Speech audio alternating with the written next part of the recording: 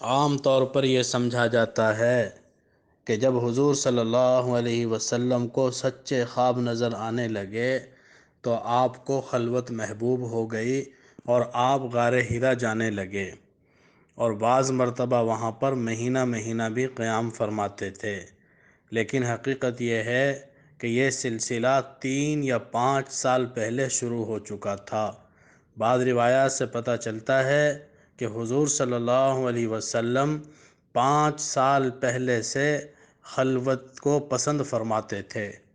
خلوت میں رہنا، تنہائی میں رہنا، اکیلے رہنا، غور و فکر کرنا، سوچ و بچار کرتے رہنا، کائنات کے اوپر غور و فکر کرنا، یہ آپ کا محبوب ترین مشغلہ بن گیا تھا۔ جب بیت اللہ کی تعمیر کی تھی مشرکین نے اور حضور صلی اللہ علیہ وسلم نے ان کا تصفیہ کروایا تھا کہ حجر اسود کو ایک کپڑے میں رکھ کر قبائل کے سردار کے ذریعے اس کو اٹھوا کر اپنے ہاتھوں سے اس جگہ نصب کیا بیت اللہ شریف میں، 35 سال تھی اس وقت آپ صلی اللہ علیہ وسلم کی عمر مبارک، تو